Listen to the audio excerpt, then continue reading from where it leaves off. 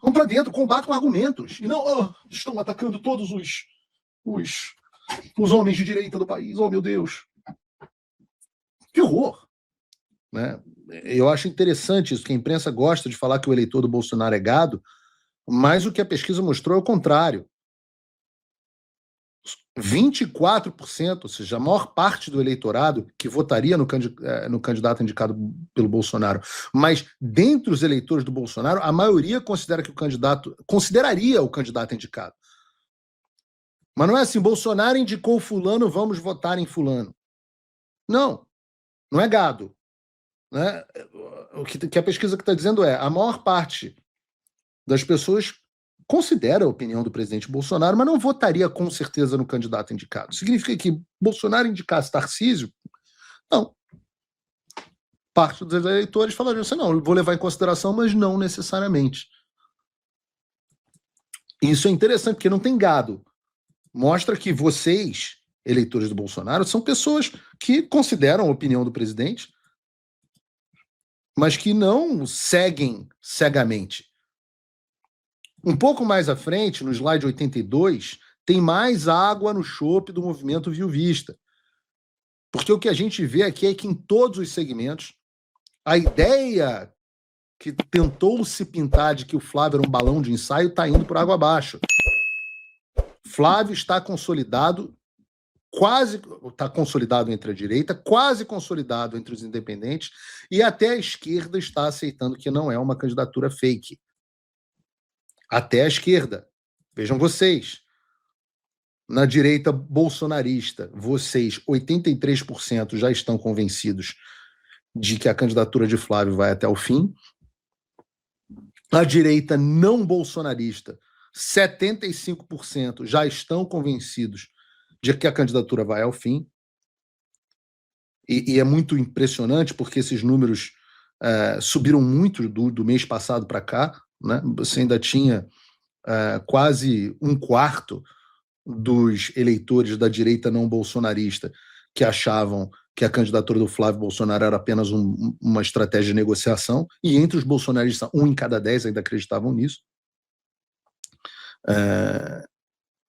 E 1 em cada 10 ainda acreditam nisso, o que é muito impressionante.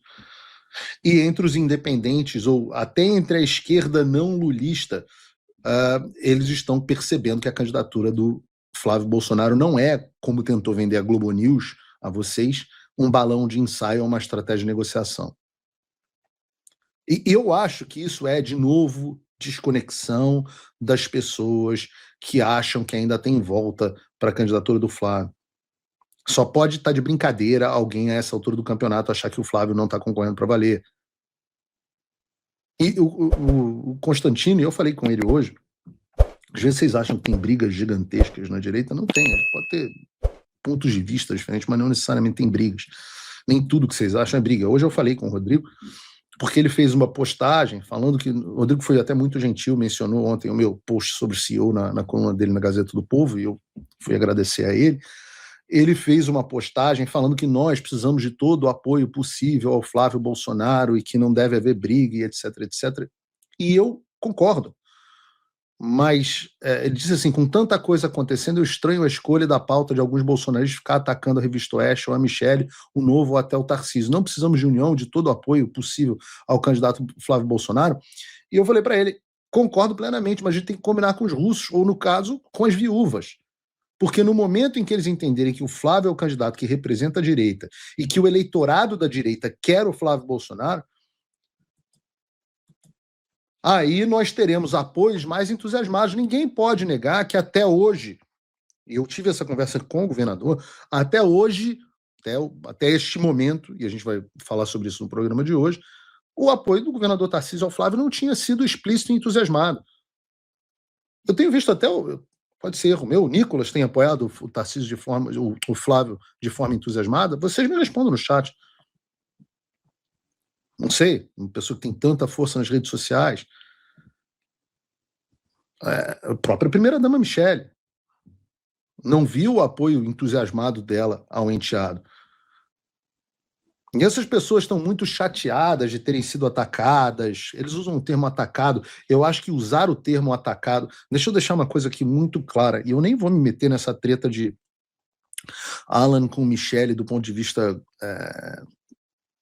Tem muito mais coisa para desembrulhar ali. Mas vamos concordar e não nos comportarmos como esquerdistas? Porque ontem eu vi a Ana Paula dizendo que eu estava insuflando, sei lá, estimulando as pessoas contra o Oeste. Linguajar do Alexandre de Moraes, linguajar do processo da PGR e do Alexandre de Moraes contra mim. Esse termo ataques, as pessoas estão atacando. Vou explicar uma coisa para vocês. Ataque é eu te dar um tiro, um soco. Isso é um ataque. Se sofrer uma crítica, não é um ataque. As pessoas que estão me criticando não estão me atacando. De onde vem esse linguajar ataque? Esse linguajar é um linguajar da esquerda censora que diz o seguinte: ora, você está fazendo um ataque às instituições, um ataque à democracia. Eles não podem absorver e utilizar esse termo. Por quê? Porque críticas ninguém pode combater numa democracia, mas ataques tem que gerar uma defesa. Esse processo de vitimização é absolutamente inaceitável.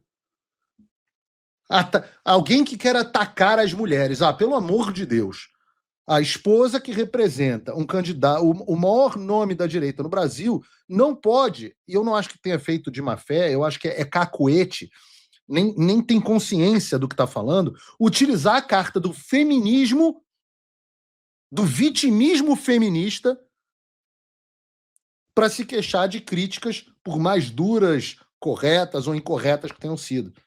Não dá, isso não, a gente não pode aceitar essa linguagem, porque linguagem importa. A esquerda controla a linguagem para nos controlar. E aí, olha que loucura, nós estamos absorvendo o vocabulário e o comportamento, e o cacuete de comportamento da esquerda para resolver os nossos problemas internos. Que bosta!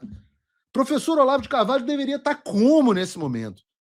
Não é possível. E esse que é o problema. As pessoas têm que ter um certo anticorpo. Não se jogue como vítima. Não há ataque. Ser mulher não é nenhum privilégio e não te impede de ser criticada. Ser uma revista não te impede de ser criticada. Porra, imagina se eu fosse... Meu Deus, estou sendo atacado. Porra, as pessoas estão falando os maiores absurdos de mim o tempo inteiro. E, porra, vamos para dentro. Vamos para dentro, combate com argumentos. E não, estão atacando todos os homens de direita do país. Oh, meu Deus. Que horror. Que horror. Agora, união em torno do nome do Flávio. É claro, temos que ter, no momento em que todos abraçarem a campanha do Flávio, serão muito bem-vindos e haverá uma união enorme. Mas enquanto se comportarem como adversários, serão tratados como adversários. E é muito fácil de resolver isso. Michele não quer mais ser criticada. Simples. Eu falei isso para o próprio governador Tarcísio. Falei assim, um tweet para tirar qualquer dúvida. Flávio Bolsonaro tem meu apoio integral na campanha presidente para 2026. Pronto. Acaba com todo o assunto da Folha, do Metrópolis, do Globo, do que quer que seja a respeito desse assunto. Michele pode fazer esse tweet, Flávio pode fazer esse tweet, Nicolas pode fazer esse tweet. Acabou. Aí todo mundo fica unido.